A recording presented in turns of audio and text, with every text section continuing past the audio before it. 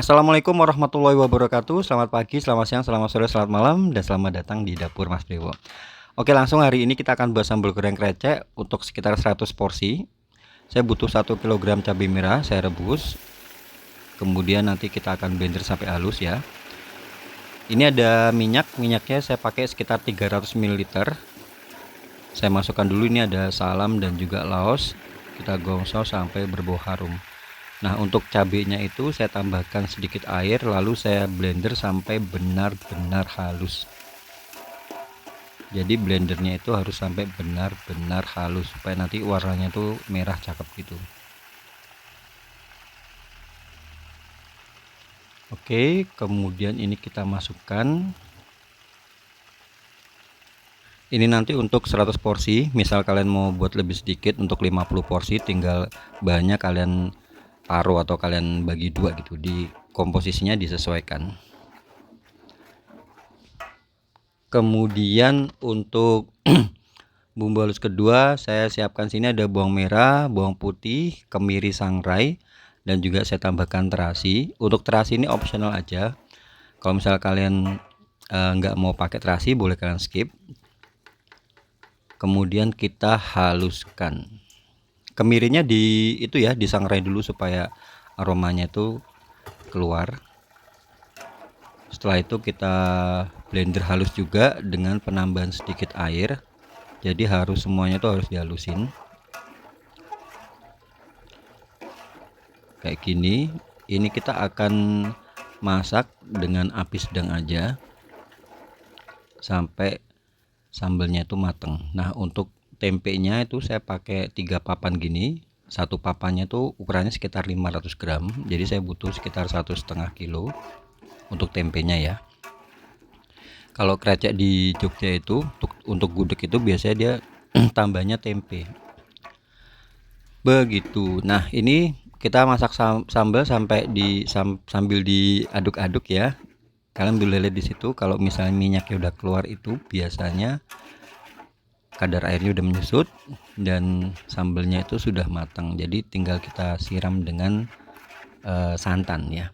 Untuk santannya di sini saya pakai 2 butir kelapa yang ukuran sedang. Kalau ditimbang nih, kalian lihat ya, kelapa parutnya itu kalau timbang sekitar 700 sampai 750 sampai 800 gram. Jadi per butirnya sekitar 350 sampai 400 gram. Itu saya perasan pertama dan kedua saya pakai langsung ya, saya jadikan satu. Total santannya itu sekitar 4 liter. Nah, seperti ini. Ini nanti kita akan buat sambal goreng krecek yang tipenya tipe kering. Karena sambal goreng krecek itu ada yang berkuah santan gitu, ada yang kering. Nah, ini kita akan buat yang kering. Kemudian untuk gulanya saya pakai gula aren, boleh pakai gula Jawa. Ini saya pakai gula aren. Kalau bisa pilih gula Jawa yang enak ya. Ini saya kasih 300 gram. Cuman untuk tingkat kemanisan itu kembali ke selera. Kalau masakan Jawa lebih cenderung ke manis, jadi saya pakai sekitar 300 gram untuk 100 porsi ya.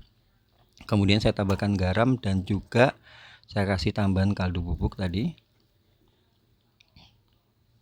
Setelah itu kita masukkan tempenya. Tempenya potongannya seperti ini yang saya pakai.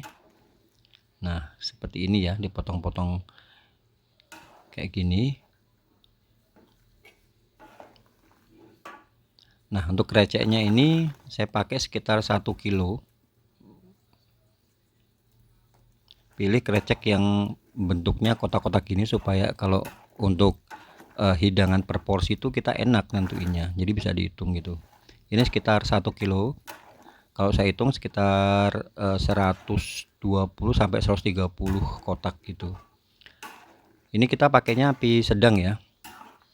Oh ya, krecek yang saya pakai ini krecek sapi, sebab ada krecek kulit kebo juga ada ya. Setahu saya lebih murah dan biasanya lebih perengus gitu. Kalau sapi enggak.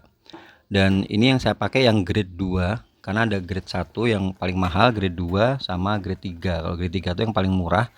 Kalau paling murah biasanya tuh dia ngolahnya sebentar aja, karena kalau kelamaan dia bakal gampang hancur. Kalau grade 2 itu lebih gampang diolah.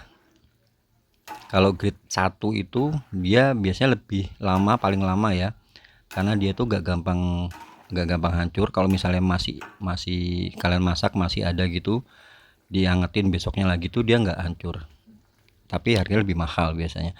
Nah ini kita masak, saya aduk sesekali gitu paling sekitar setengah jam tergantung jenis kreceknya. Setelah itu saya matikan, dimatikan ditunggu sekitar 1 jam gitu, 1 jam sampai 2 jam dalam kondisi mati ya.